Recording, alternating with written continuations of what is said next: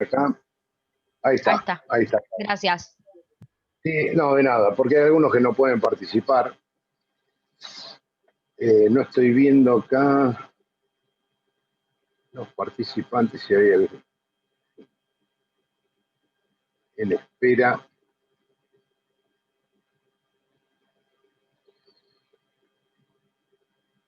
A ver.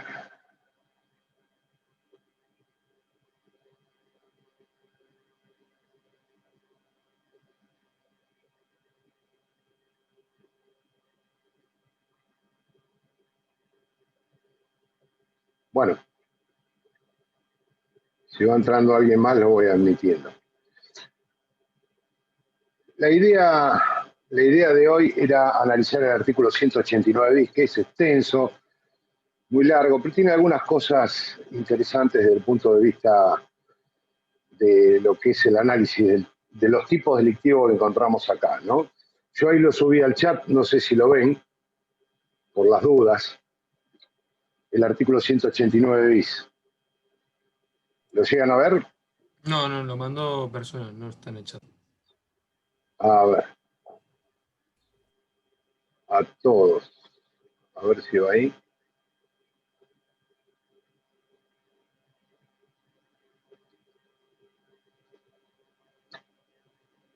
¿Ahí entró? Ahora sí.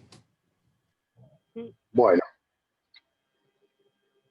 Lo que tenemos que hacer es un análisis del artículo 189 bis, que tiene 5 incisos, donde se contemplan 5 conductas diferentes, un poquito más incluso, relacionadas con materiales ofensivos, principalmente armas de fuego, su manipulación, tenencia, fabricación, etcétera, etcétera. Como vemos, y ustedes pueden observar, está ubicado dentro del mismo capítulo primero, ¿no? Esto que llama un poco la atención, dado que parecería que a juicio del legislador argentino, conductas como esta tienen que ver con un estrago, cuando en realidad quizás no sea del todo así. Lo que sucede es que obedece a una razón histórica. Disposición como esta estaba contemplada en el título siguiente, dentro de los delitos contra el orden público, anteriormente llamado delitos contra la tranquilidad pública. Pero, a ver, esperen, me están diciendo que solo se ve el primero.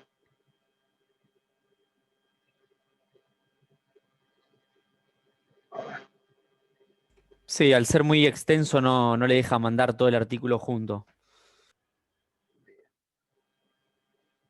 Bueno, voy a ver si lo puedo ir copiando, si alguno lo puede. El otro día, ¿quién fue? ¿Me ayudó Roque?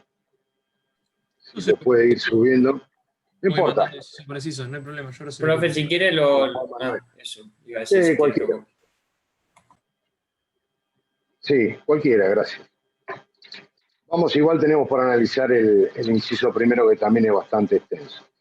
Decía que la ubicación sistemática es un tanto sugestiva, dado que, a juicio del legislador argentino, hechos de esta naturaleza, si bien comprometen la seguridad pública o seguridad común, están ubicados dentro del capítulo primero. Ustedes recuerdan, se llama incendio y otros estragos.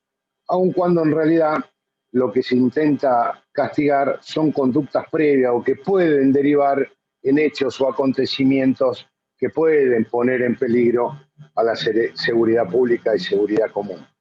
Decía que por eso disposiciones como esta, similar, porque fue objeto de muchas reformas, se encontraba anteriormente dentro de los delitos contra la tranquilidad pública, hoy llamados delitos contra el orden público del título octavo del Código Penal, los artículos 209 y siguientes. Está ubicada allí por el artículo 212 y luego, por unas cuestiones históricas, a partir de la ley 2642 del año 1974, pasan a formar parte conductas similares a estas de los delitos contra la seguridad pública o seguridad común, como quieran llamar.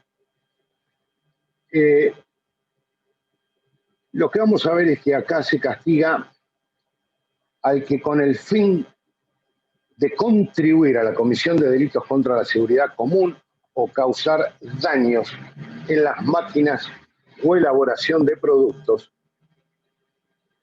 adquiriere, fabricare, suministrare, sustrajere o tuviera en su poder bombas, materiales o aparatos capaces de liberar energía nuclear, material radioactivo o sustancias nucleares o sus desechos, isótopos radioactivos, material explosivo, inflamable, asfixiante, tóxicos o biológicamente peligrosos, o sustancias o materiales destinados a su preparación, y es reprimido con una pena de 5 a 15 años.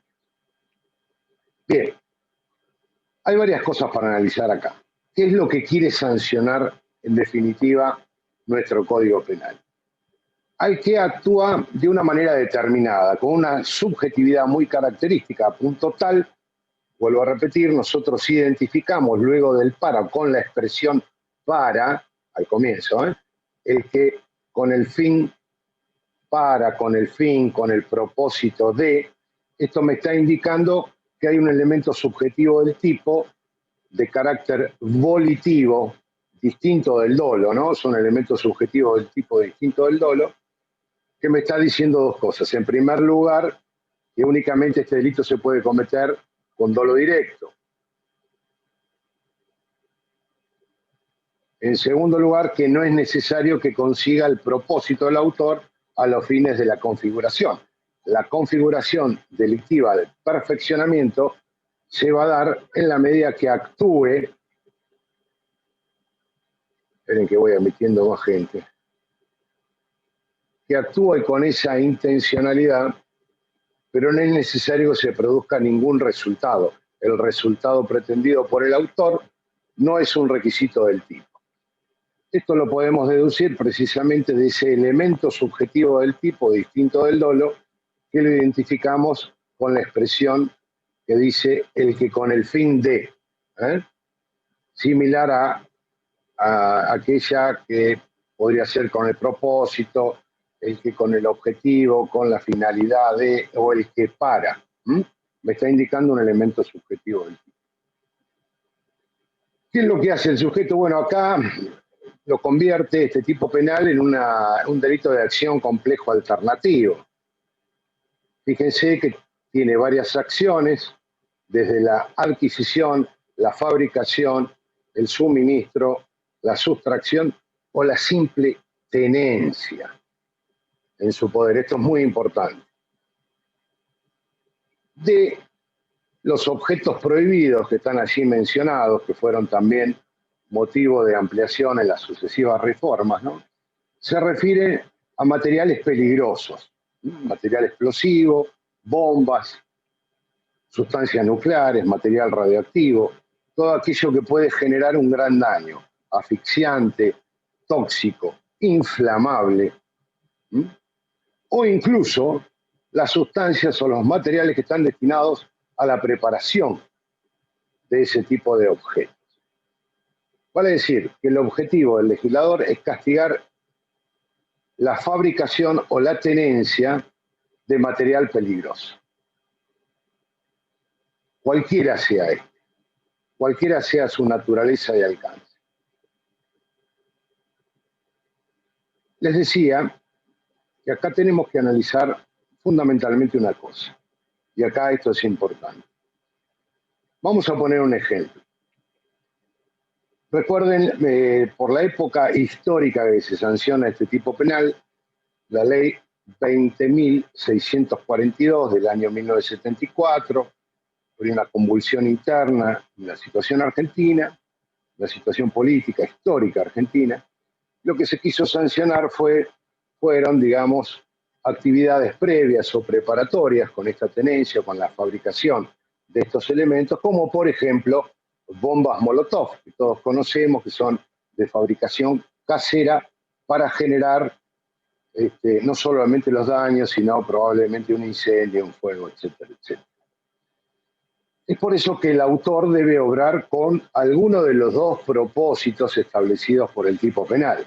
Esto es, contribuir a la comisión de un delito contra la seguridad común o con el propósito de causar daños en las máquinas o elaboración de productos. cualquiera de las dos finalidades son las que está marcando el tipo subjetivo en este caso. Digamos, vamos a poner un supuesto. Alguien que tiene en su poder material inflamable, ¿no? Material inflamable, que es uno de los objetos que está prohibido ahí, como puede ser todos los derivados del petróleo. Tiene en su poder queroseno, tiene en su poder nafta.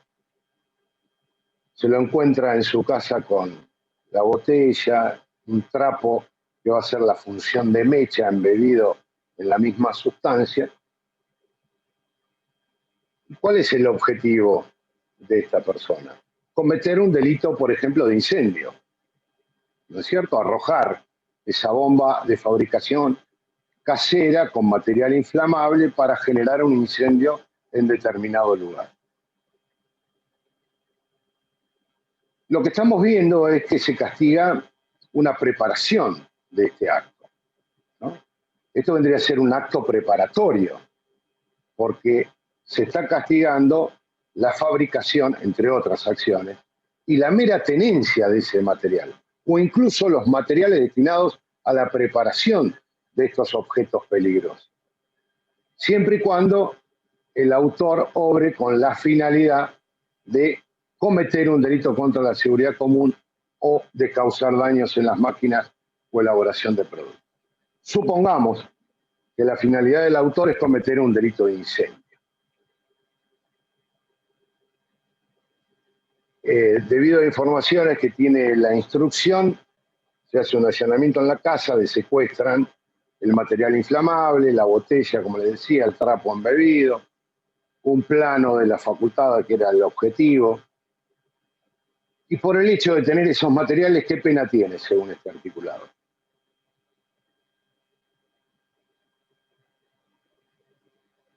¿Está bien la pena? Tiene de 5 a 15. De 5 a 15 años. Pausa. Si el autor hubiera sido detenido ya con el acto en curso, arrojando esto sobre la facultad, provocado el incendio, etcétera, etcétera, y hubiera generado un incendio con peligro para los bienes, ¿qué pena le hubiera correspondido? Es decir, si hubiera avanzado en el iter criminis. 3 a 10. Bien, de 3 a 10, 3 a 15, depende de los objetos. Con lo cual, acá tenemos un acto preparatorio que está castigado con una pena mayor que el acto consumado, que el delito consumado, y mucho más cuando se trata de delito tentado. Lo que genera cierta incompatibilidad con algunos principios propios del derecho constitucional, como por ejemplo el principio constitucional de culpabilidad, el derivado de este de proporcionalidad de las penas y la razonabilidad del acto de gobierno.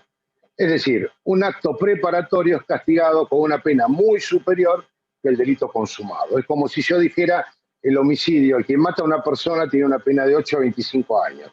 Y el que tuviera un arma para matarlo tendrá una pena de 10 a 30. ¿Se dan cuenta? Esta desproporción es la que quedó de considerar en aquella época la preparación de estos actos como potencialmente peligrosos en razón a aquellas motivaciones de carácter histórico, político, sociales, que no viene al caso tratar acá. Pero en definitiva, hoy nos encontramos con esta problemática en donde la penalidad es superior a la del delito consumado o siquiera tentado. En consecuencia, ha sido objeto de algunos cuestionamientos desde la constitucionalidad. Los tribunales no trataron mayormente el tema, por suerte, porque no se llegó a instancias decisivas en tal sentido, y solo fueron meras recomendaciones para que en futuras reformas se ajustara la penalidad, se graduara de acuerdo a la proporcionalidad del injusto cometido. La segunda de las... ¿Hay alguien que quiere hacer una pregunta? Sí. Sí, doctor, buenas tardes. Sí, buenas tardes. Lo que este artículo marca fue una época que, bueno, yo la viví por la edad que tengo, pero era una circunstancia muy especial. No hay que considerar eso para que esto tenga vigencia. Estas circunstancias hoy no se están viviendo. Entonces, el conglobante, digamos, lo adicional no existe. Entonces, pierde validez, porque todos estos hechos eran en esa época atentados contra la seguridad pública. Hoy esa seguridad no está amenazada. Entonces, hay un elemento que no existe ahora. Entonces, explicar Pero, esto. Pascual, le hago una pregunta. ¿Quién te Lo garantiza que no pueda volver a que suceder? tenemos ahora es como que falta algo. No Sí, sé si logré transmitir lo sí, que... perfecto. Sí, perfecto. Lo entiendo. Esa es un poco la crítica que hacemos, ¿no?, al respecto, porque desde el retorno de la democracia en el año 1983 hasta el día de la fecha, estas circunstancias evidentemente cambiaron. Por supuesto que cambiaron, y este mismo artículo fue objeto de muchas reformas, este mismo articulado. Y sin embargo, la penalidad nunca se tocó. La pena, no estamos en contra de que, es una cuestión de política legislativa, que el legislador considere que hechos son considerados delictivos o no. Lo que debe tener el legislador siempre es un respeto por el principio de culpabilidad y de proporcionalidad de las penas, que en este caso me parece exagerada a la luz de las penalidades definitivas de los delitos consumados o tentados, ¿no? Más allá de la decisión de carácter político de establecer que determinada conducta puede ser delictiva. El legislador puede, y esto es válido, la Corte lo ha confirmado varias veces, establecer anticipos de punibilidad. Tenemos varios ejemplos en nuestro código que son cuestionables también, ¿no? Pero por lo menos han sido admitidos jurisprudencialmente por nuestra Corte Suprema, como el caso de la asociación ilícita. La asociación ilícita es una reunión de personas que va a cometer delitos, todavía no ha empezado a cometerlos. Es un acto preparatorio de otros hechos delictivos.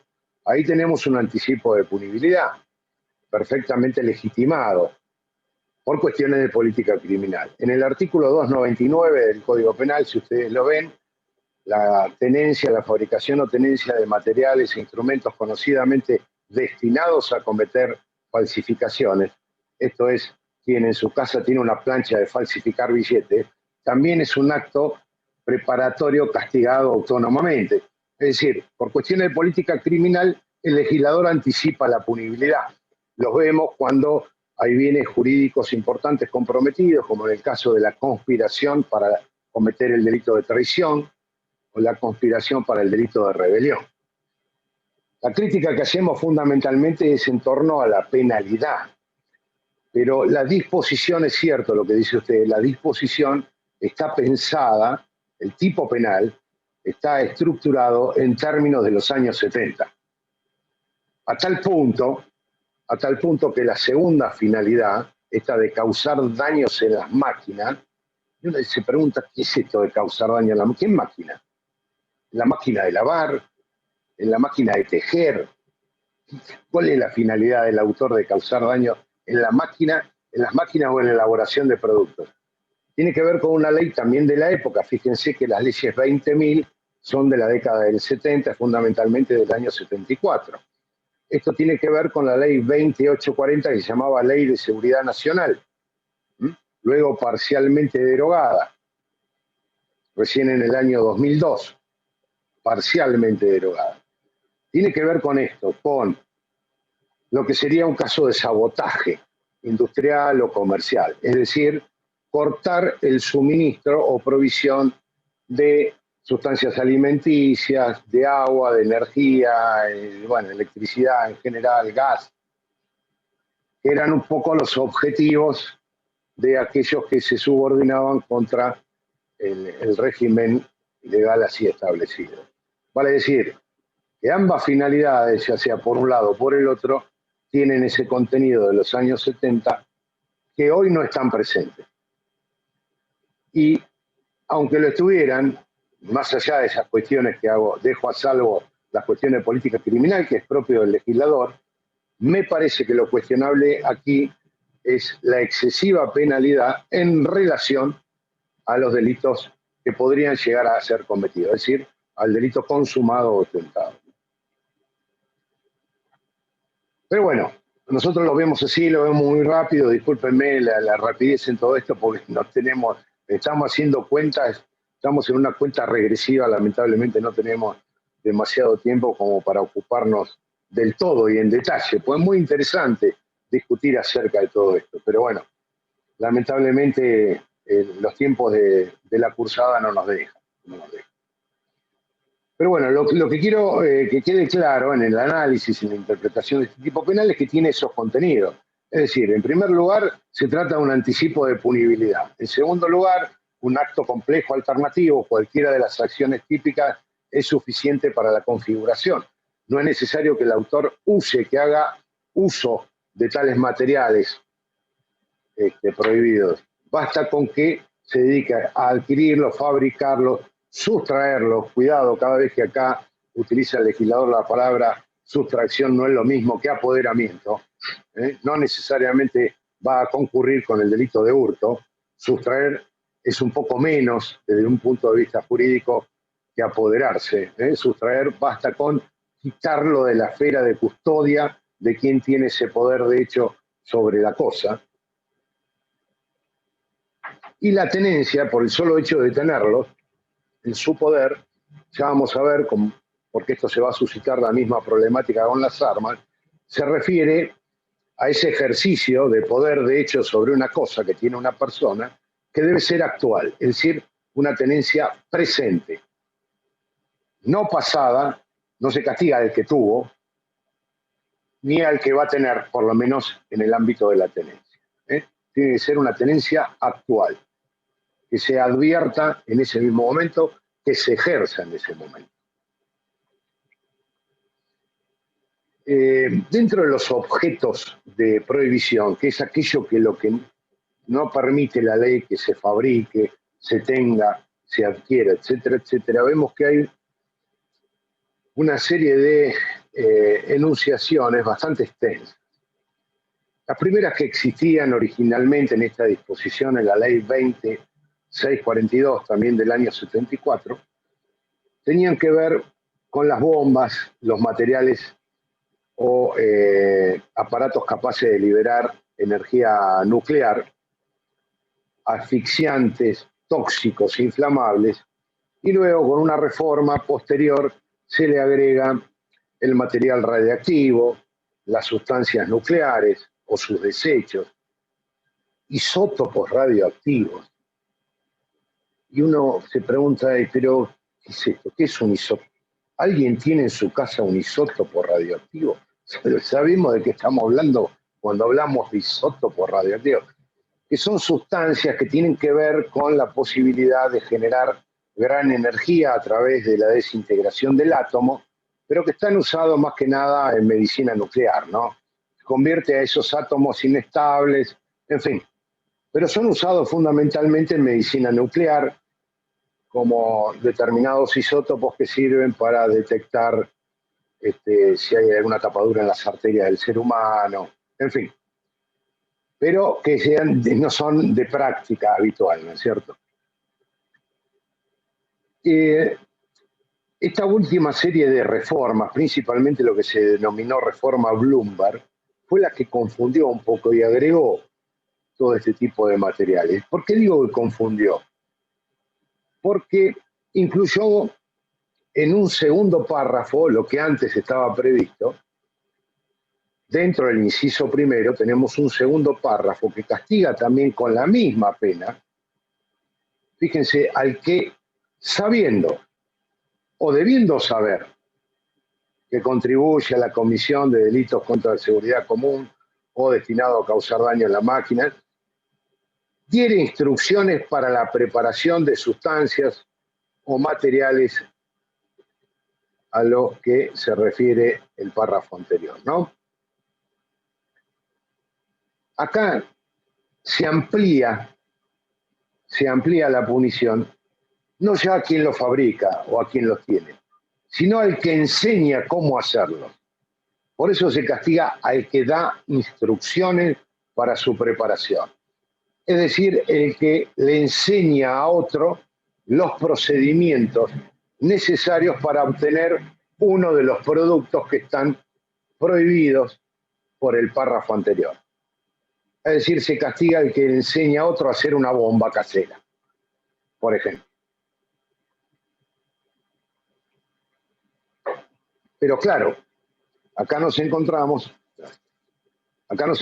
con un profesor de química, por ejemplo, que puede estar en el medio de una clase diciendo cómo se llega al resultado de un material explosivo, o hablándonos de los isótopos radioactivos, profesor especializado en la materia, y por el solo hecho de dar instrucciones, que significa esto, ¿no? Impartir enseñanza, el indicarle a otro cómo hacerlo, el know how to do it, estaría cometiendo el delito. Por eso el código aclara, hay una exigencia subjetiva. Vamos a incluir una exigencia subjetiva, que es el sabiendo que con esa enseñanza está contribuyendo a la comisión de delitos contra la seguridad común o a la causación de daños en las máquinas o la elaboración de productos.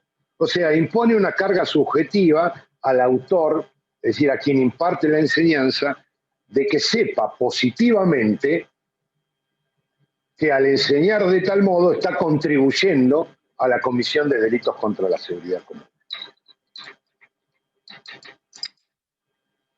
Ahí vemos un elemento subjetivo del tipo de carácter cognoscitivo, sabiendo, tiene que ver con el conocimiento, con el conocer.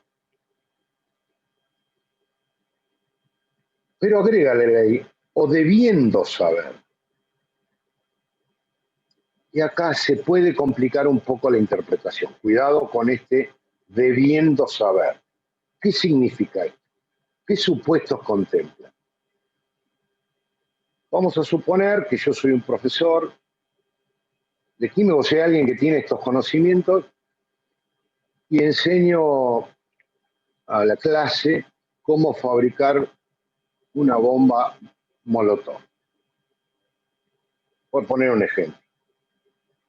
Sin saber ni sin querer que estoy contribuyendo con eso a la comisión de delitos contra la seguridad. Pero resulta que uno de los de la clase toma esa enseñanza, construye una y provoca daños, incendios, estragos, etc. Entonces vienen a mí y me dicen, pero escúcheme, no solo usted se castiga el sabiendo, sino que debió haber sabido. Evidentemente, no tomó los recaudos suficientes para cerciorarse de que con sus enseñanzas podía contribuir a la comisión de estos delitos. Entonces, yo preguntaría en ese caso, ¿me está imputando una infracción al deber objetivo de cuidado? ¿No tomé los recaudos suficientes? ¿Quiere decir que me está imputando este delito a título de culpa? No por saber, sino por no haber tomado los recaudos necesarios para haber sabido que con ello contribuía a la comisión de delitos contra la seguridad común. La pregunta es, ¿se prevé en este caso un delito culposo, una forma culposa? No. Únicamente entraría un dolo habitual en el debiendo saber. ¿Por qué no Porque culpa? No está establecida para este delito. Porque son números clausos los tipos penales culposos. Lo mismo que el caso que hemos visto anteriormente. Este no podría ser un número clausus. Claro, eso iba a decir, puede ser tranquilamente. Claro, ¿por qué no? ¿Cómo identificamos un tipo culposo? Para mí, con ultrafinal. Cuando tiene la fórmula de Exactamente. Para mí, la negligencia, impericia. Sí, más allá de Eso es cuando contiene la fórmula de imprudencia o negligencia, nos damos cuenta que es un tipo culposo. Es verdad lo que dicen ustedes, es un número clausus cerrado. sea, no podemos interpretar que haya otro tipo culposo que no esté previsto, especialmente con esta fórmula en el Código Penal, con lo cual lo descartamos. Y aún así tengo un segundo argumento más, ¿cuál es? ¿Por qué no sería un delito culposo? ¿Por la ultrafinalidad del delito? No, no tiene una ultrafinalidad solamente es de carácter cognoscitivo. No quiere contribuir. Pero cuando dice con el fin, por eso te pregunto. Hola. Hola, sí, decía con el fin, del inciso primero, cuando arranca. Después cuando cambia de párrafo ya no sería con el fin, sino que sería con el conocimiento únicamente. Exactamente. No tiene finalidad acá. Solo le exigen una certeza de conocimiento o esta fórmula debiendo saber. Ustedes me dicen, no, no es un culposo porque los culposos son números clausos, se identifican con la imprudencia y negligencia. Correcto. ¿Y qué más? ¿Por qué tampoco sería culposo? ¿Puede ser porque no hay una conducta reprochable? No. ¿Dónde vieron que un delito culposo se castigue con la misma pena que el doloso? ¿El homicidio doloso tiene la misma pena que el culposo? No. No, evidentemente no. Con lo cual, tampoco por esa razón podría ser entendido como un delito imprudente o negligente. En consecuencia, como decía hoy, no sé si era Lina, únicamente este debiendo saber lo debemos interpretar como una especie de dolo eventual, es decir, en donde el sujeto se representa esa posibilidad, se representa la posibilidad de que impartiendo estas instrucciones o enseñanzas estaría contribuyendo a la comisión de delitos contra la seguridad común por parte de otro, siempre hay un tercero, y no obstante, consciente de ese resultado, continúa con su acción asumiendo esas consecuencias. Vale decir que el sabiendo me indicaría delito doloso, de dolo directo, y el debiendo saber, delito doloso con dolo eventual. No está prevista la forma imprudente o negligente.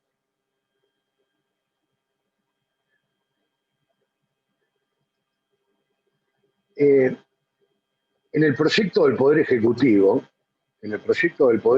cuando se modifica este articulado, se elimina esta disposición, pero bueno, evidentemente el Congreso no le prestó demasiada atención.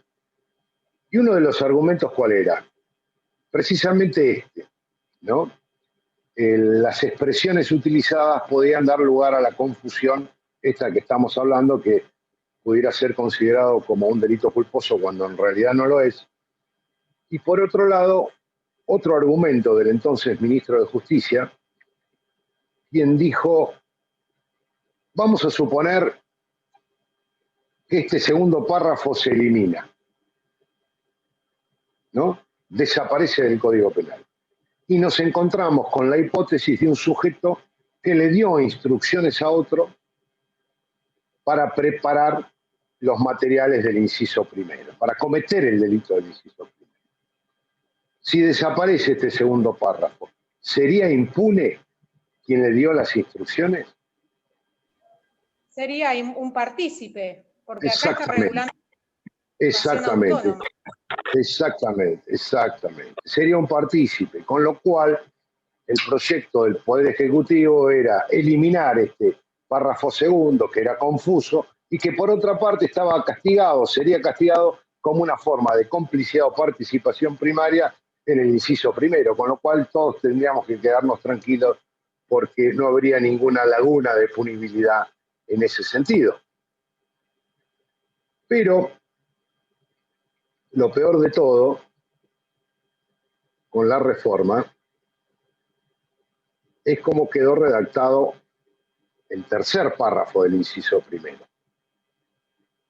Esperen que me perdí acá.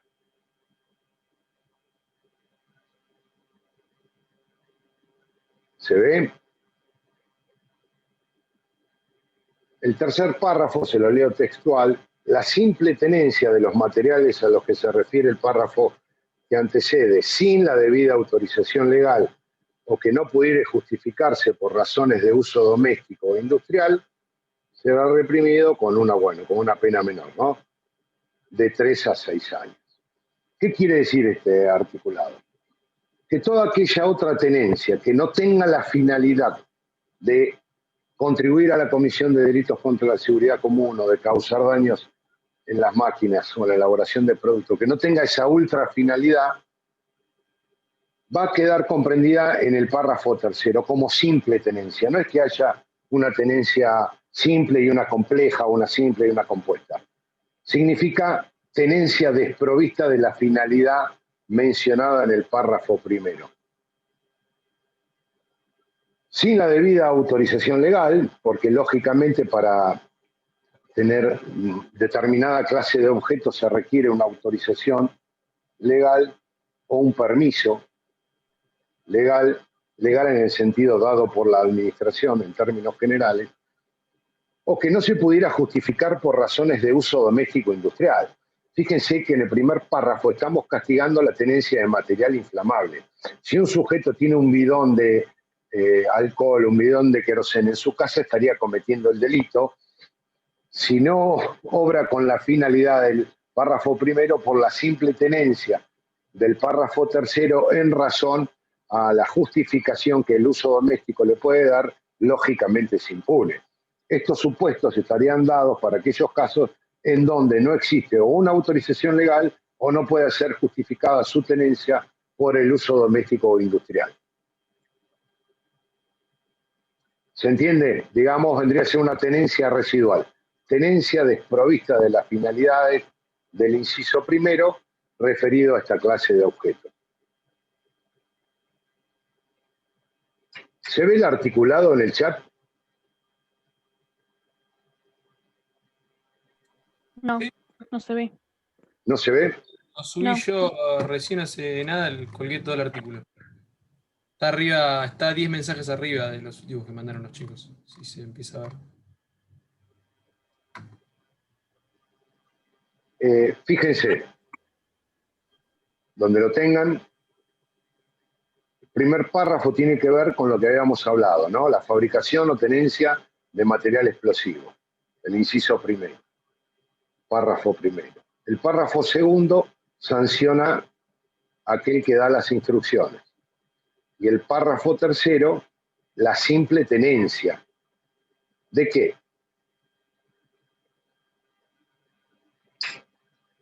¿Lo pueden leer? Dice, Sí.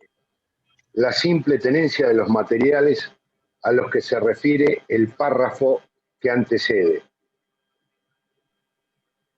¿Qué materiales menciona el párrafo que antecede?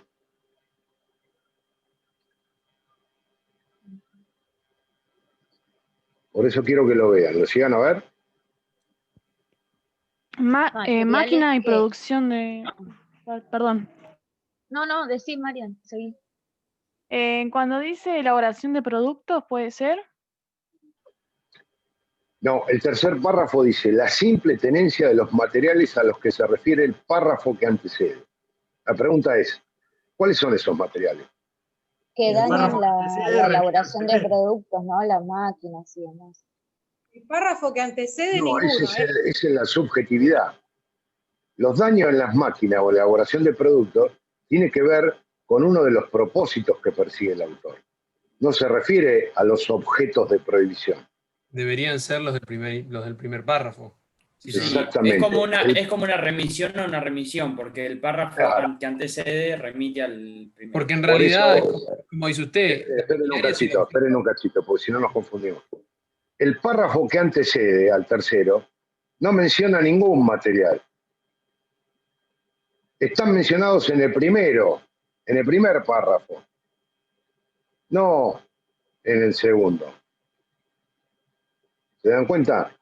Este fue otro de los errores técnicos de esta reforma, que al modificar el articulado no respetó el orden, dado que este párrafo tercero antes era el segundo en la ley original, y quedó descolocado.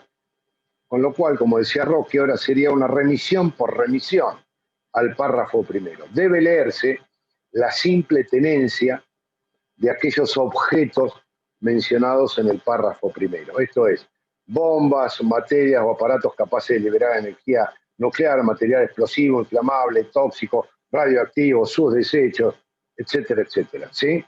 ¿Se entiende? Nada más que quedó muy mal ubicado, dado que el párrafo anterior no contiene ningún material, sino que están referidos en el párrafo primero. Ningún legislador se dio cuenta de esto, porque podría haber dicho los materiales mencionados en el primer párrafo, y con eso se solucionaba todo. Lo que demuestra que la reforma fue un tanto apresurada, ¿no? Y no era tanto el objetivo. El objetivo principal de esta reforma, hubo varias, pero la de la reforma llamada reforma Bloomberg, por el ingeniero Bloomberg, no sé si todos lo recuerdan, tiene que ver más que nada con el segundo inciso.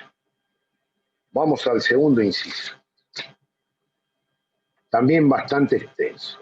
Acá lo que vamos a ver lo anticipo, ¿no? Lo anticipo. Está referido a dos conductas, dos grandes conductas. Por un lado, la tenencia de armas de fuego y por el otro lado, la portación, como dos conductas ilícitas diferentes. Una cosa es tener un arma de fuego y otra cosa es portarla. La ley distingue la tenencia de la portación, castigando más severamente a esta última.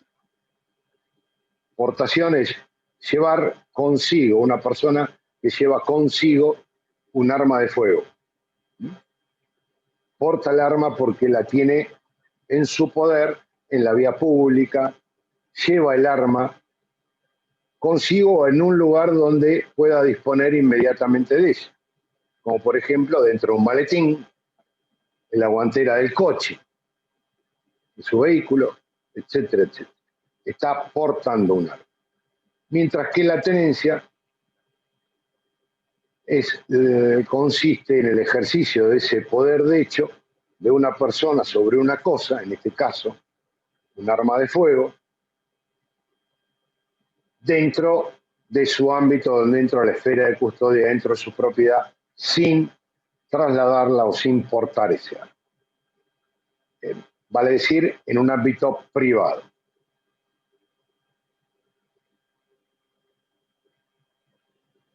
La ley regula, la ley especial y los decretos reglamentarios regulan tanto la calidad o clase de armas como las autorizaciones, tanto para tener como para portar un arma.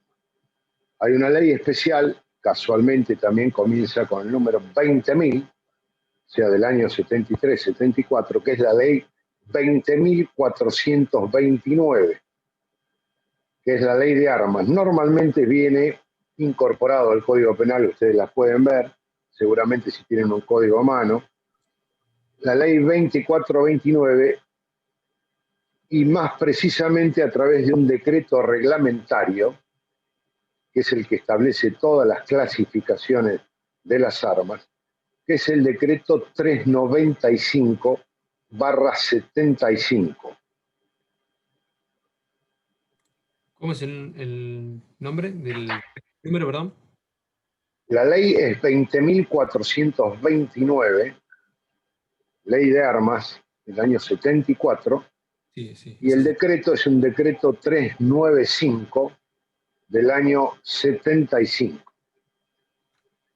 Ahí se establece cuáles son las armas consideradas de uso propia, mejor dicho, de mano, de puño, de guerra, de uso civil condicional. No vamos a entrar en esa clasificación, ni tampoco lo vamos a exigir.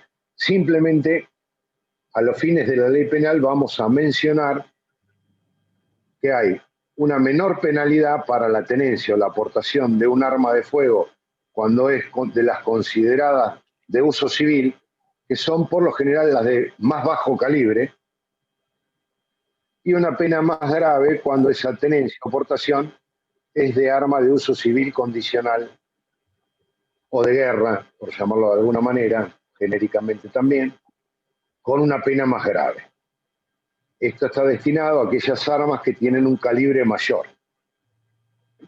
Para tener una distinción básica y sin entrar a complicarnos, al que le interesa el tema puede ver el decreto reglamentario 395 del año 75 y todos los subsiguientes, y ahí se hace una descripción muy detallada de cada una de las armas, incluso las clasificaciones de la misma, por el modo de empuñarlas, de disparar, en fin, una serie de clasificaciones que a los fines penales no nos interesa demasiado. Pero como les decía, la autoridad administrativa puede conceder permisos tanto para tener un arma de uso civil o de uso civil condicional, como también para su portación. Estas autorizaciones las daba antiguamente lo que se llamaba el RENAR, el Registro Nacional de Armas, Profesor, que fue modificado. sí, cuando pueda hay gente en sala de espera para entrar. Pero llegó retarde. No, porque se le salió el Wi-Fi y tuvo que entrar de vuelta, por eso. A ver.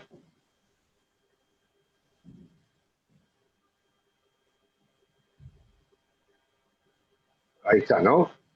Ahí está, gracias, profe. No, de nada, ahí entramos. Esperen que me perdí ahora. No puedo entrar yo.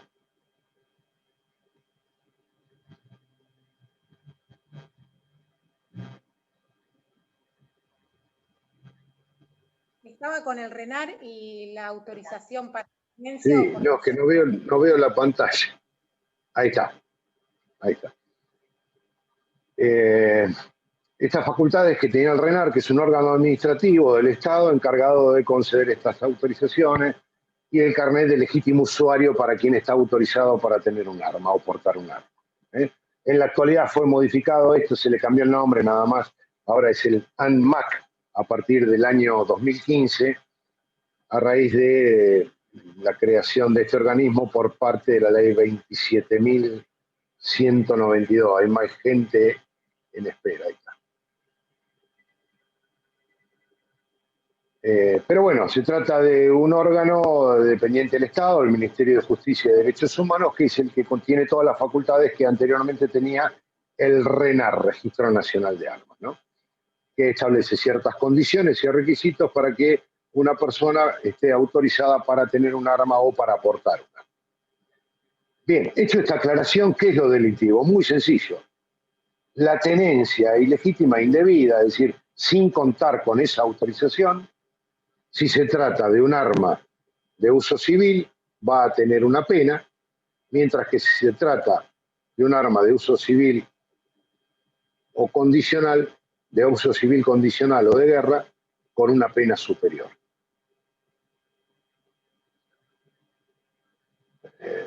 Espérenme un segundo.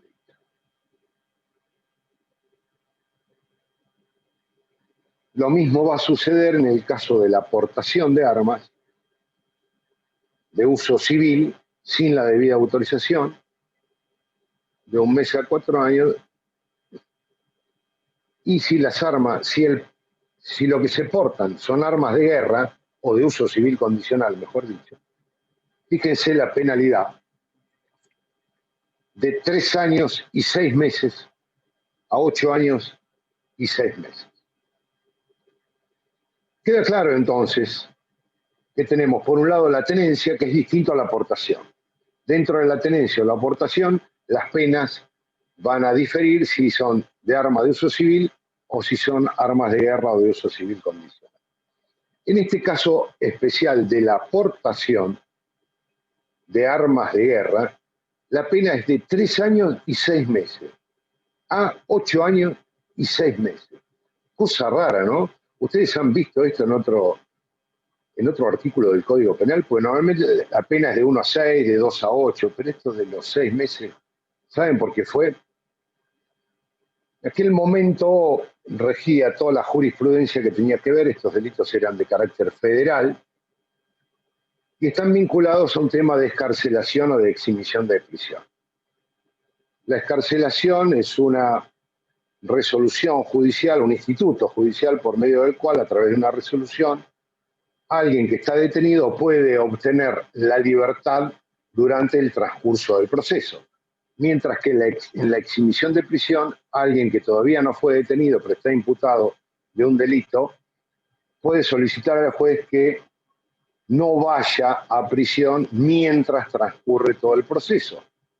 El Código Federal Procesal establecía que se podía conceder tanto la excarcelación a la exhibición de prisión cuando el delito imputado en su máximo no superara los 8 años de prisión. Digamos, el código decía que era excarcelable toda imputación por delito cuyo máximo no supere los 8 años. ¿Qué hizo el legislador entonces? Puso 8 años y 6 meses. ¿Para qué? Para que no fuera excarcelable. ¿Qué más decía el Código de Procedimientos? Que aun cuando pudiera superar el máximo de 8 años, igualmente se podía conceder la excarcelación o exhibición si al momento de imponer pena pudiera corresponder al imputado una condena de ejecución condicional. ¿Cuándo se aplica condena de ejecución condicional? Cuando las penas no superan, ustedes díganme, los 8 años. Los 3 años. Ah, entendí mal. Entendí que decía excarcelaciones. Perdón, claro, tiene razón. Sí, el Código Federal dice que puede concederse la excarcelación de todo delito que no supere los 8 años de máximo. Sí, eso sí. Y aun cuando lo supere, podrá igualmente concederse si al momento de imponer condena definitiva pudiera corresponderle la ejecución condicional. Y esto corresponde únicamente cuando la pena a aplicar no supere los 3 años. Entonces, ¿qué hizo el legislador? Agregó 6 meses más al mínimo y al máximo, de manera tal que esto fuera un impedimento de excarcelación para quien portare un arma de guerra, ¿se entiende? Fue hecho con un objetivo de impedir excarcelaciones en aquel momento. Luego, a raíz de toda la doctrina jurisprudencial emanada de la Corte Interamericana de Derechos Humanos, hoy los parámetros a los fines de aplicar los institutos de la excarcelación o la exhibición de prisión no se basan exclusivamente en la cantidad de penas señalada para el delito imputado, sino fundamentalmente en 2 pautas: en el riesgo de fuga y el peligro de entorpecimiento a la investigación. Con lo cual, esta disposición incluso también cayó en desuso en cuanto a la penalidad. O sea, hoy alguien imputado de este delito puede acceder a la excarcelación o exhibición de prisión por aplicación de los precedentes de la Corte Interamericana de Justicia en materia precisamente de excarcelación o exhibición. Pero mucho no me voy a meter porque son cuestiones de carácter procesal penal, una materia que van a ver el cuatrimestre siguiente, ¿no? Pero simplemente para ver cuál es el objetivo de la reforma, cuál fue, digamos, la motivación como acto político, cuál fue el objetivo que pretendió conseguir esta reforma. Y la complicó un poco más todavía. Porque claro, había supuestos en que alguien podía estar autorizado para tener en su casa, digamos, para decirlo muy rápidamente y que se entienda, pero no autorizado para portar el arma. ¿Se entiende? Es un sujeto que tenía una autorización de la MAC, del RENAR o de quien fuere, para tener legítimamente el arma. Pero lo encontraban portando, lo encontraban con el arma en la calle, en su poder. ¿Qué hizo el legislador en ese sentido? Agregó este párrafo: si el portador de las armas, a las cuales se refieren los 2 párrafos que anteceden, fuere el tenedor autorizado del arma de que se trate, la escala penal correspondiente se reducirá en 1/3 del máximo y del mínimo. Incluso agregó algo más, que similar reducción podría practicarse cuando, por las circunstancias del hecho y las condiciones personales del autor, resultare evidente la falta de intención de utilizar esas armas con fines ilícitos. Vale decir, que acá está diciendo el legislador, no siempre vamos a aplicar la pena. Si el portador del arma, a quien se le encuentra el arma en su poder en la vía pública, es un legítimo usuario, es una persona autorizada para tener, le vamos a hacer una reducción punitiva. También vamos a hacer la misma reducción cuando por las circunstancias particulares del caso, la personalidad, las condiciones personales del autor, resulte con evidencia que no iba a utilizar las armas en un hecho delictivo. Digamos, deja un margen de apreciación al juzgador para poder aplicar esta reducción punitiva de acuerdo a las circunstancias del caso y a las condiciones personales del autor. Y hasta ahí vamos bien. Pero a mi juicio el problema mayor se presenta con el agravante de esta figura, que está previsto en el párrafo siguiente, que dice, el que registrare, esperen que se lo leo texto, el que registrare antecedentes penales por delito doloso contra las personas o con el uso de armas, o se encontrare gozando de una excarcelación o exención de prisión anterior y portare un arma de fuego de cualquier calibre, es decir, de uso civil o de guerra, será reprimido con prisión de 4 a 10 años. O sea, acá hay alguien que en la calle es detenido y se le encuentra un arma de fuego de cualquier calibre.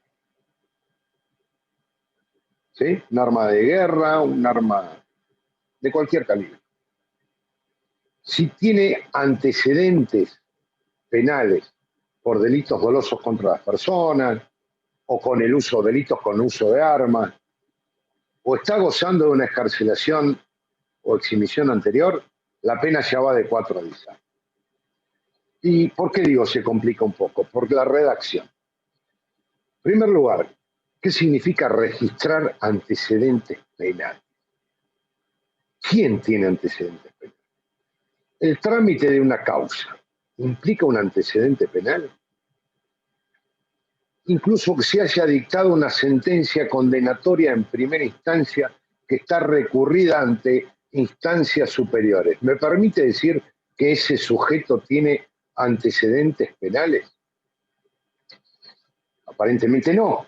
Si vamos a una concepción estricta, jurídica del tema, únicamente puede haber antecedentes penales cuando hay una sentencia condenatoria firme.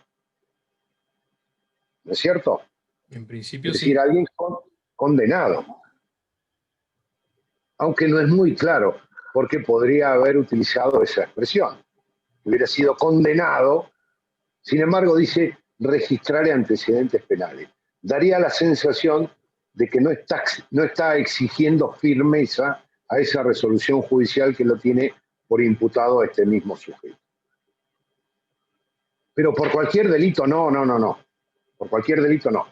Por delito doloso contra las personas o por delito en el que aparezcan armas, por el uso de armas.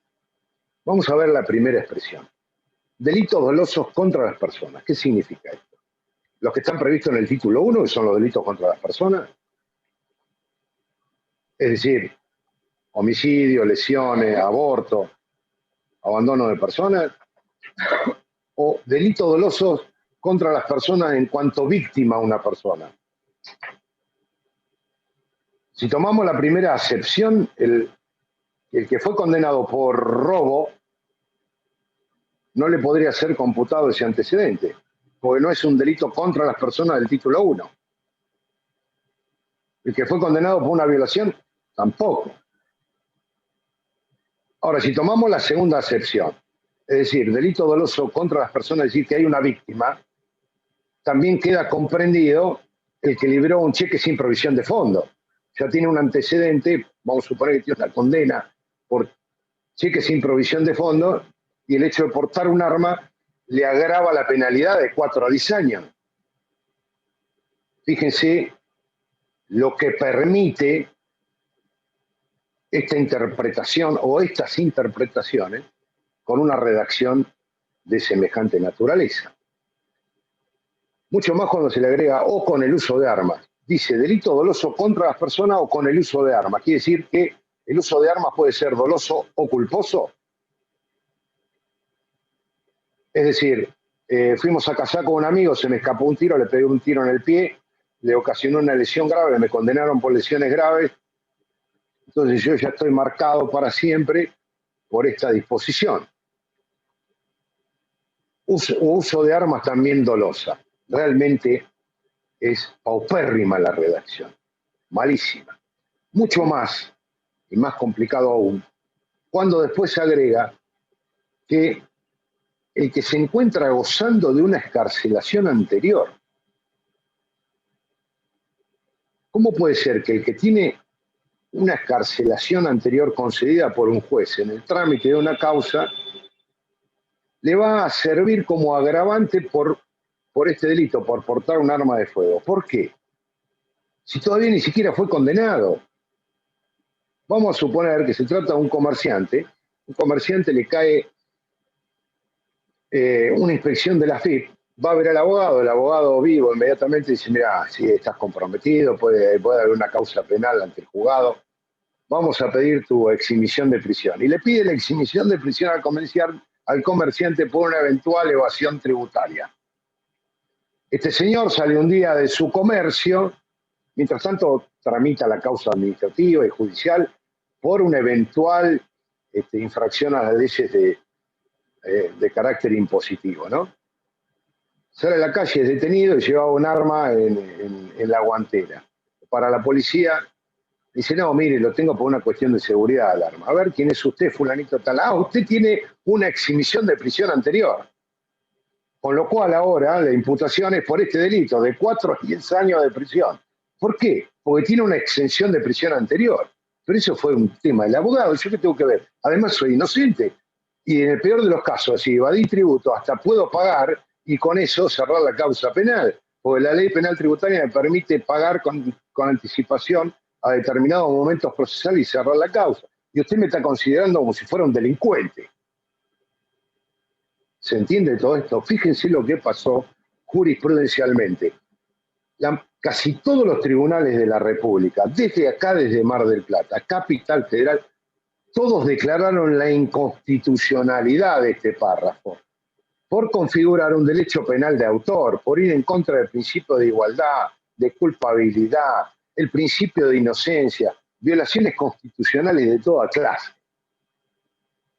Llegado el caso a la Corte convalidó esta disposición con únicamente 2 disidencias, la de Zaffaroni y Argibay, que hoy ni siquiera están en la Corte Suprema. Vale decir que hoy, en términos de jurisprudencia de la Corte Suprema, este artículo es constitucional, a pesar de todo lo que hemos dicho. Tengo muchas discrepancias, las expuse así muy rápidamente, pero realmente todos los tribunales del país, prácticamente todos los tribunales de ley, declararon la inconstitucionalidad de esta disposición. Profe, una consulta. Si Sí. para los tribunales, por ejemplo, esto como es anticonstitucional, digamos, o inconstitucional, perdón, Sí.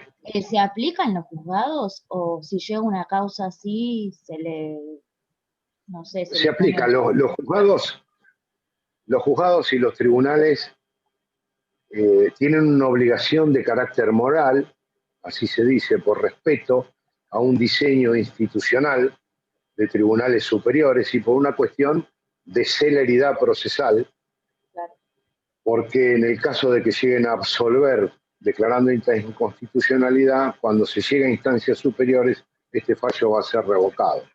Entonces, por respeto de carácter institucional a las decisiones emanadas de tribunales superiores, se deja salvo el criterio personal de cada uno de los integrantes de los órganos judiciales y se sigue con el criterio de la Corte. Hasta tanto no se modifique. Pero quienes habían hecho su disidencia ya no están más. Es decir, si en algún momento podrían llegar a cambiarlo, esto cada vez es más difícil, por lo menos hasta hoy, dado que ni el doctor Zaffaroni, por haberse jubilado, ni la doctora Argibay, que lamentablemente falleció, no forma más parte de la Corte Suprema, ¿no? Con lo cual, por el momento no creo que haya una modificación en este sentido. Pero bueno, quería remarcar la deficiente redacción de la ley porque permite cualquier tipo de interpretación. Esperen que tengo más gente en sala de espera.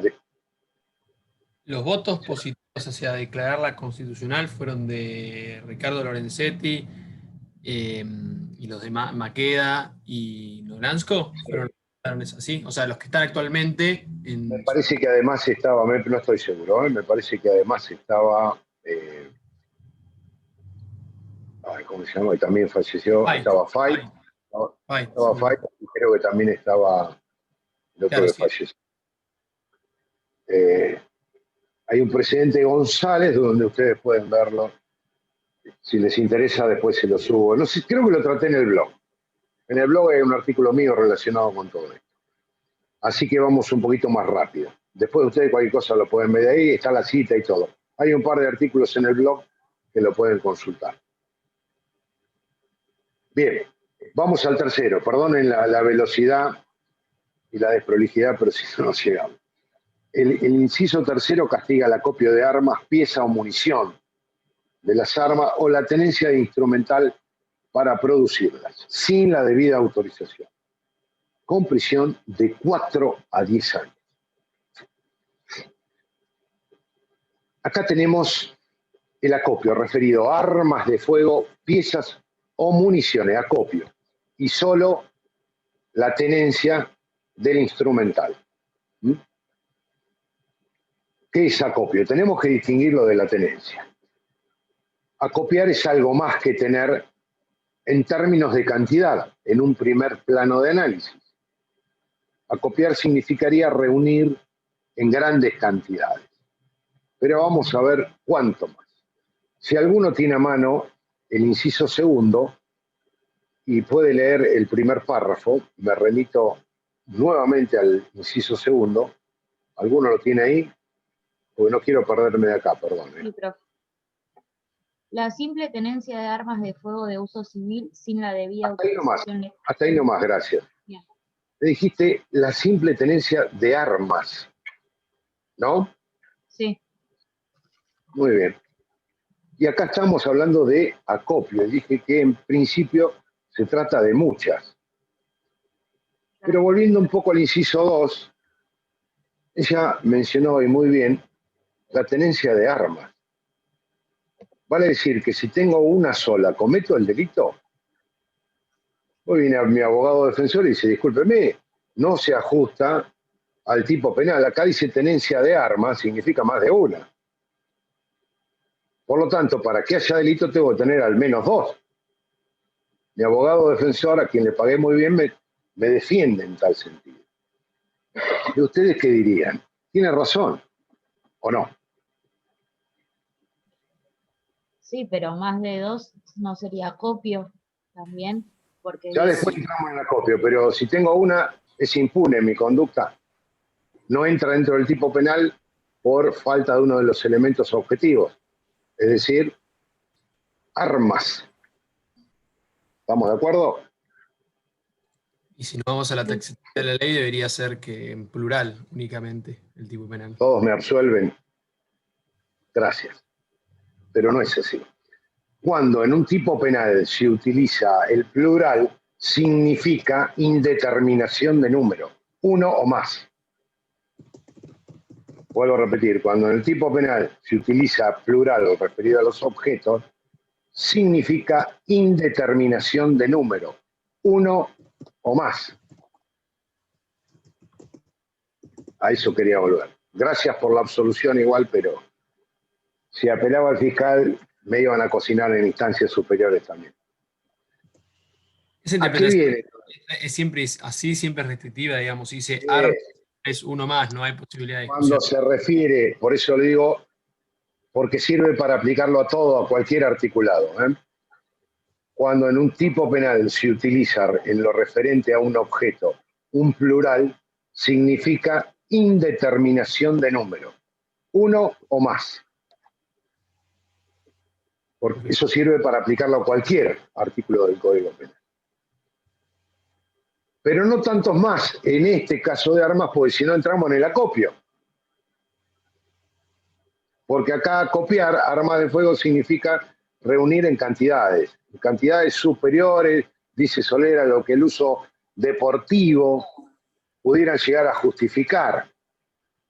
O sea, en este caso está bien, el plural apunta más de una necesariamente para copiar, porque yo puedo copiar una, no. Sí, sin ninguna duda, pero ¿cuántas? ¿3? ¿5? No, ahí estaría la determinación que dice usted. Ahí estaría la determinación que 2 bastaría para que sea acopio. A mí me parece que es interpretación No. discrecional. Por ahí los hice confundir. La tenencia de armas del inciso anterior puede estar comprendida tanto por una, y va al mínimo, una o dos, o incluso 3, siempre y cuando no llegue a ser considerado un acopio. Pero ¿a partir de cuántas consideramos acopio? Porque con 2 armas... Exactamente, es discrecional, pero ¿hasta qué punto? Vamos a suponer 10 armas de fuego, estamos hablando sin autorización. Y el que tiene 10 armas de fuego tiene una pena de 4 a 10 años, pero el que tiene 9 no, entra en la tenencia, con una pena muchísimo inferior. Bien, lo mismo pasa con las municiones, ¿cuántas? ¿100? ¿150? ¿200? El que tiene 199 sería impune porque el acopio de munición implica reunir en grandes cantidades. Si decimos que son 200, el que tiene 200 comete el delito y el que tiene 199 no. Pasamos de 4 a 10 a 0 pena por una munición de diferencia. Complicado, ¿no? Normalmente es una cuestión, como bien decía Roque, de apreciación judicial. En los tribunales nos vamos a encontrar con infinidad de casos que van a tener que relacionarse con esas circunstancias de hecho, con las condiciones personales del autor, con las posibilidades de afectar en mayor o menor medida al bien jurídico tutelado, a la personalidad del mismo, a las circunstancias de tiempo, modo y lugar de comisión. No es lo mismo alguien que tiene más de 2 o 3 armas en un lugar alejado en el campo, por cuestiones eventualmente de seguridad, para matar animales feroces, para defenderse, el otro porque practica tiro, algunos porque lo heredaron, es decir, puede depender de 1000 factores, y no hay un número a partir del cual pueda decirse, miren, de acá para abajo es tenencia, de acá para arriba copia. Es una indeterminación bastante imprecisa por parte de la ley, y esto queda siempre en manos de los tribunales que van a juzgar el hecho. Y no siempre da una garantía de seguridad jurídica. Profe, le hago una consulta. También, sí. Si existieran armas de fuego, digamos, es una pregunta un poco retórica, creo entender que sí, pero si hubiera muchas armas de fuego, pero no hubiera balas, o digamos, el arma fuera disfuncional, ¿también se aplicaría la reglamentación de igual manera? No, es verdad lo que decís, hoy me olvidé de remarcarlo como punto importante. 5 rifles de fuego y 5 rifles de aire comprimido. ¿Me explico? Más que aire comprimido, con la cabeza cortada, la cabeza del martillo cortado. Y no pueden ser funcionales. Algunas armas sí y otras no. ¿Qué hago en ese caso? Mira, traes a colación un tema que era importante y me olvidé de mencionarlo. Para que haya para ser considerada arma de fuego tiene que ser apta para el disparo. Sí, por en eso primer lugar. Que le falte una pieza no esencial, como si le tiene rota la mira, le falta una de las cachas del mango, evidentemente no influye para nada en la tipicidad. El arma tiene que ser idónea y apta para el disparo, es decir, en condiciones de disparar. ¿Sí? Eso es importante, porque si no sería la tenencia de un mero hierro desprovisto de efecto ofensivo o lesivo para las personas o para los bienes en general, ¿no? Con lo cual tiene que tener idoneidad. Eso es fundamental. Eso se determina normalmente a través de una pericia. No sé si con esto íbamos a esto o si ibas a una mix de aire comprimido y arma de No, fuego. el aire comprimido se me ocurrió, pero al toque me di cuenta que no, porque no sería un arma de fuego. Por eso lo Exactamente, por eso está la clasificación en el decreto 395/75. Ahí ustedes pueden ver cuáles son las armas que son consideradas de fuego, en un caso como de uso civil y en otros como de guerra o de uso civil condicional. Bueno, continuamos. Hay un segundo párrafo que tiene que ver con la fabricación ilegal de armas de fuego. Digo que tiene que ver con la fabricación ilegal de armas de fuego, una pena alta también de 5 a 10 años, pero en realidad si vamos a la redacción del tipo penal, otra vez vamos a tener que hacer alguna referencia a la mala redacción o al apuro del legislador al momento de crear tipos penales. Siempre dijimos que tenemos que identificar la conducta típica por el verbo que se utiliza dentro de la estructura típica que está expuesto en forma infinitiva, ¿no es cierto? Y no es fabricare aquí, sino el que hiciere de la fabricación ilegal de armas de fuego una actividad habitual. Fíjense qué mal redactado está todo esto, y nos cambia el sentido de la disposición punitiva. O sea, el delito no sería fabricar ilegalmente armas de fuego, sino hacer de la fabricación una actividad habitual. Una mezcla tremenda, tomada de convenciones internacionales vinculadas con la materia, que sabemos hacia dónde apunta, pero fue muy mal expresado.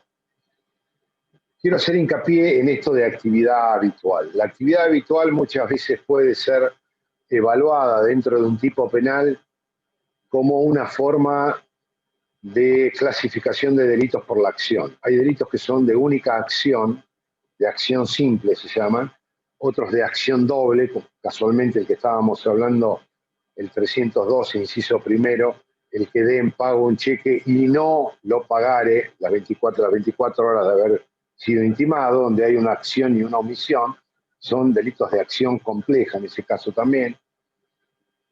Y hay otros que requieren la reiteración delictiva, que se llaman plurisubsistentes. Y en una primera aproximación podríamos decir, mira, acá hay un delito plurisubsistente. Fabricar un solo arma no es delito, tiene que ser habitual, requiere de muchas. La fabricación en varias oportunidades para lograr la habitualidad. ¿Se entiende? Sería en consecuencia un delito de los llamados plurisubsistentes. ¿Recuerdan clasificación de delitos penal 1 y lo que mandé a repasar porque era importantísimo? ¿Ven cómo lo estamos aplicando acá? Bien. Aunque en lo personal, independientemente de lo que opinen otros autores o ustedes mismos en su propio análisis, coincido con Núñez. Núñez cuando analiza esta clase de tipos penales, dice, esto en realidad es un elemento anímico. La habitualidad muchas veces está expuesto en los tipos penales como un elemento anímico, como una disposición espiritual del autor en continuar con la actividad, que no se trata de un hecho aislado.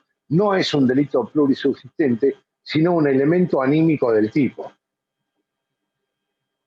Con lo cual cambian las cosas, porque si consideramos que fuera un delito plurisubsistente, vamos a suponer que yo pongo una fábrica ilegal, es decir, no autorizada de armas, se corre la voz, llega la policía, justo cuando de la máquina está saliendo la única arma que fabriqué, y me detienen, es decir, discúlpeme, el delito no está dado porque no hay habitualidad, acá solo fabriqué una. Me dijeron que era un delito plurisubsistente, que requiere una reiteración delictiva, y de acá fabriqué una nada más. En cambio, si vamos a la posición de Núñez, el contexto circunstancial me está diciendo que la fábrica que puse, los empleados, la inauguración con champán, globos, etcétera, etcétera, me está diciendo que yo quiero continuar, tengo una predisposición anímica a continuar con la fabricación y por lo tanto estaría dado este elemento propio de este tipo penal. ¿Se entiende? Yo coincido en lo personal, pero es una precisión muy subjetiva, con la posición de Núñez, que la desarrolla muy bien para el caso del artículo 208, inciso primero, con el ejercicio ilegal de la medicina, pero que bien puede trasladarse a otros tipos penales en donde se requiere esta clase de elemento anímico. Doctor, es lógico lo que plantea, pero ¿no rompería un poco con la sistematización que debería tener el delito por sí mismo, por la esencia del tipo penal, de algún modo? Porque si no se vuelve un delito en algún punto que como de una posibilidad futura, y no de un hecho concreto, no de un accionar humano que se convierte en delito. Por eso le pregunto. Que, a mi modo de ver, está todo mal. Podés hacer un tipo penal en las mismas condiciones expresado de otra manera, que no dé lugar a ninguna duda. Es más, el solo hecho de fabricar implica poner en marcha un proceso, y por lo general de carácter continuo. Esta es la misma expresión de la fabricación, nos está dando esa idea. No era necesario recurrir a perdónenme la expresión, rebusque idiomático para consagrar una disposición de esta naturaleza. Pero sí, coincido que está muy mal expresado. Miren, lo mismo pasa, quiero acelerar, quería terminar con esto hoy, pero no voy a llegar. Lo mismo pasa con el inciso cuarto. En el inciso cuarto tenemos 3 disposiciones, ¿no? La primera tiene que ver con la entrega de un arma de fuego a quien no acredita su condición de legítimo usuario, es decir, a quien no es un autorizado para tener. Recuerdan que este carnet de legítimo usuario lo entregaba el RENAR, ahora la ANMAC, en fin. ¿Qué entrega? ¿Esto qué quería castigar? El alquiler de armas de fuego. Esto es lo que quiso hacer la ley. Está muy bien. ¿Por qué? Porque en un momento era más fácil para alguien que iba a salir a delinquir en no llevar su propia arma, porque eso implicaba un doble riesgo, ¿no? Primero para sí, por las huellas que podía dejar en el caso de extraviarlo, y segundo, la dificultad de deshacerse del arma. De esta manera, contrataba a alguien que tenía armas de fuego que alquilaba, y de esa manera era mucho más fácil o más seguro a los fines del descubrimiento, en el caso de una pesquisa posterior, para el autor de un robo, por ejemplo. Le convenía salir a alquilar un arma que tenía un arma encima, porque se exponía a que fuera castigado por la tenencia ilegítima de ese arma y por representar una huella o prueba de la comisión delictiva. Entonces esta modalidad que se puso de moda en un momento, por llamarlo de alguna manera, la disposición penal pretende castigar, creo que acertadamente, el alquiler. El alquiler lo denomino yo vulgarmente para que se entienda. La entrega de un arma de fuego, por eso dice por cualquier título, venta, permuta, alquiler, compra, en fin, a título gratuito, oneroso, lo que fuere, a alguien que no acredita su condición de legítimo usuario. Más grave la pena en el segundo párrafo si se tratara de un menor de 18 años. Y luego, como si fuera un agravante, genérico por la habitualidad, con una pena de 4 a 15 años. Fíjense, con penas muy altas, ya equivalente al tráfico de drogas. Pero en vez de respetar la conducta básica, ¿cuál era? La conducta básica del primer párrafo del cuarto. La acción es entregar. Y sin embargo, en este párrafo dice, si el autor hiciere de la provisión ilegal de arma de fuego, me está cambiando la conducta típica, porque aprovisionarlo no es lo mismo que entregar.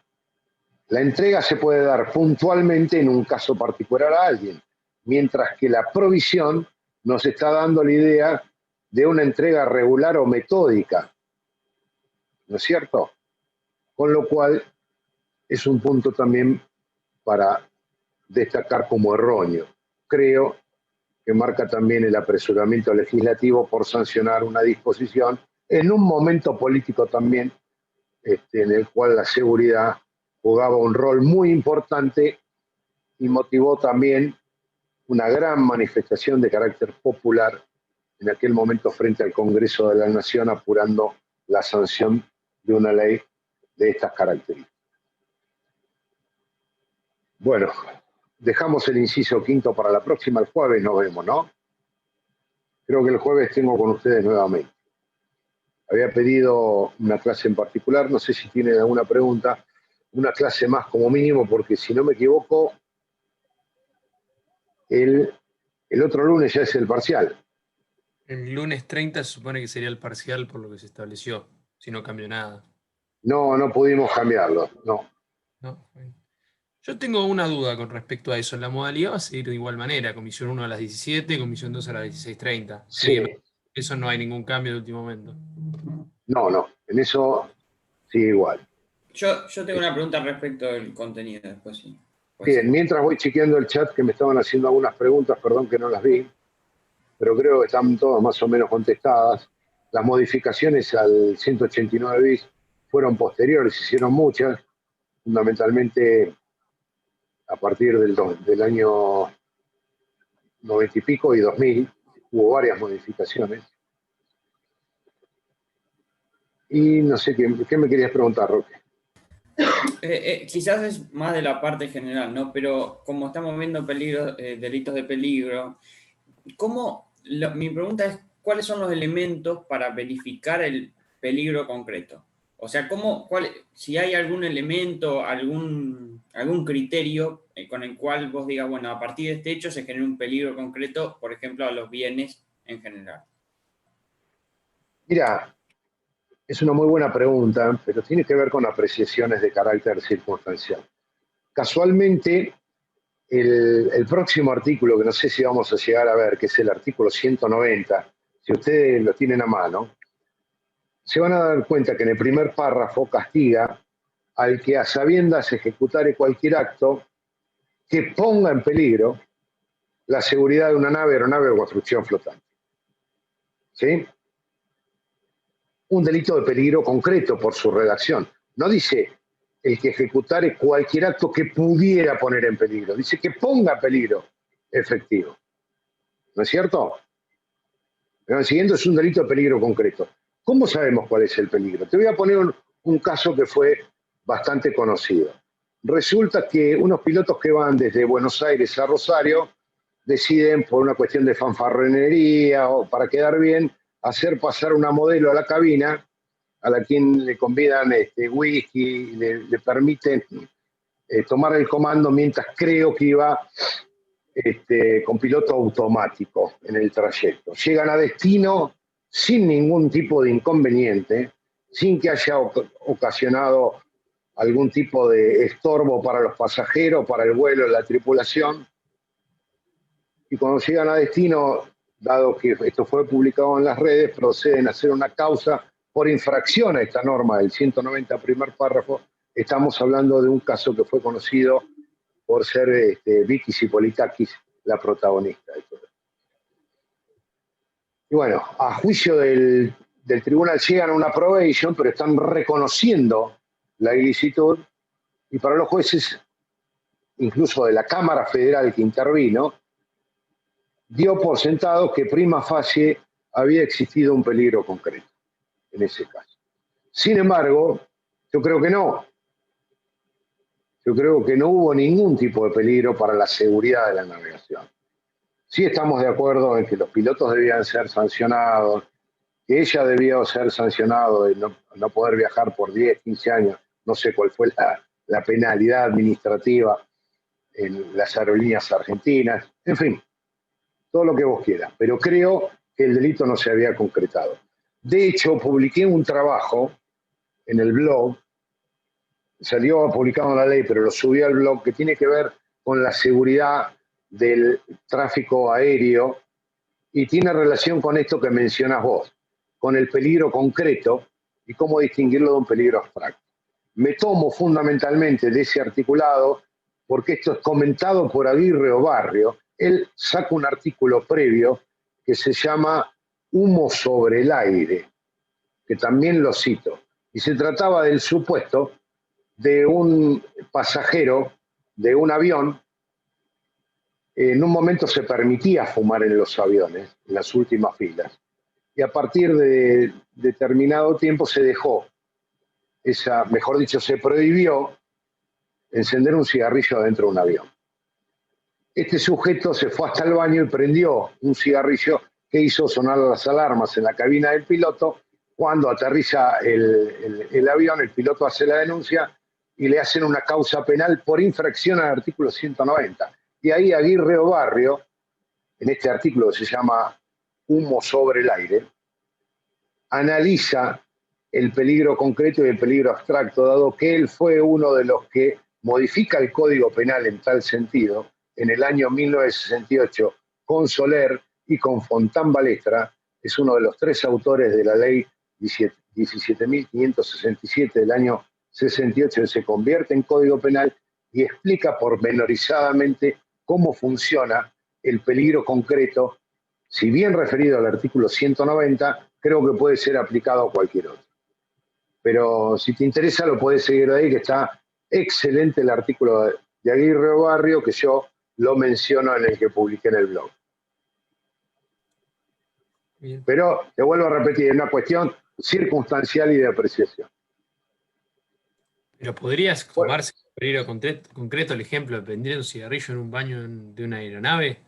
No. Sería peligro. Para mí no tiene ningún tipo de peligro para el riesgo de integridad de las personas, porque la nave no va a dejarse, no va a afectar su integridad.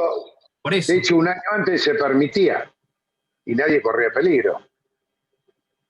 Es sentido común. ¿Entendés lo que te digo? Sí, Antes subíamos a los aviones, los que somos fumadores, subíamos a los aviones y pedíamos las últimas filas para encender un cigarrillo de acá a Buenos Aires. Y el avión no corría peligro. No puede ser que luego, por una disposición administrativa, pase a ser una situación riesgosa para la seguridad. Seguramente va a ser beneficiosa para la salud de todos. Hoy a nadie se le ocurriría pensar en eso, ¿no? Ni en un avión, ni en un restaurante, un café, nada por el estilo. Yo lo padezco en los lugares. A mí el humo me hace mal. Yo soy asmático y me hace muy mal. Yo me ahogo. Claro. Yo la pasaría mal, pero no creo que sea un tipo penal de peligro concreto en ningún punto. Bueno, por eso le recomiendo el artículo de Aguirre Obarrio, publicado creo en 2010. Se llama Humo sobre el aire, está publicado en la ley. Creo que yo lo puse, le hice el enlace, pero no, si no, en el blog mío hago referencia a esto, en el artículo que puse en el blog. ¿Sabe a qué va mi pregunta? O sea, mi pregunta va a los efectos de, por ejemplo, un caso que se nos plantee en el cual nosotros tengamos que determinar si hubo peligro concreto o no. Entonces eso sería... ¿En el parcial? Sí, suponiendo. No, en el parcial olvídate. Tomo como válido que ustedes consideren que puede haber un caso de peligro concreto, o que no se da el peligro concreto y que puede haber un peligro abstracto, o que el peligro no llegó hasta ese nivel. Esas cuestiones de apreciación circunstanciales ni las tengo en cuenta. Lo que tengo en cuenta es el desarrollo de la hilación jurídica para llegar a una solución teniendo como válido que hubo peligro concreto o que no lo hubo. No, despreocupate, en el parcial eso es minúsculo, es circunstancial, no. Si durante el parcial el razonamiento es lógico y claramente es lógico y mantiene una base jurídica sustentable, pero por ahí, bueno, cada uno tiene su opinión y por ahí hay autores que difieren. Se va a tomar válido, no va a haber ningún problema con eso. Digamos, tiene que ser lógico dentro del tipo penal, digamos, justificar por qué no es un tipo penal y por qué sería el otro. Sería esa la lógica. Exactamente, mirá, de hecho, es tan así que lo aplicamos en todos los órdenes, no solo a nivel académico. También tuve oportunidad de participar y últimamente como jurado en la selección de jueces federales. Y casualmente con el doctor Rafecas, corrigiendo porque se hace un examen, un concurso, ¿no es cierto?, por oposición y antecedentes, pero en la oposición preparamos unos temas para los postulantes a juez federal y los 3 primeros, que a nuestro juicio fueron los mejores, los 3 tenían soluciones diferentes para el caso que habíamos planteado. y sin embargo los consideramos como los mejores por el contenido del desarrollo, la hilación y la fundamentación jurídica. Uno llegaba a un sobrecimiento, el otro confirmaba un procesamiento, el tercero no me acuerdo, pero esos tres fueron seleccionados como los tres mejores a pesar de que tenían tres soluciones diferentes. O sea que lo aplicamos tanto en lo académico como en lo profesional o personal. Así que también quédese tranquilo por eso. Para Bien. nada va a influir la decisión final. Yo por el tema del examen hablo por los chicos que han planteado el tema del tiempo. ¿Se puede ese tema mantener? O por No, eso ya lo tomé en cuenta. Seguramente vamos a ampliar 10, 15 minutos más para que tengan la posibilidad de meditarlo un poco más o corregirlo o volverlo a hacer, lo que fuera.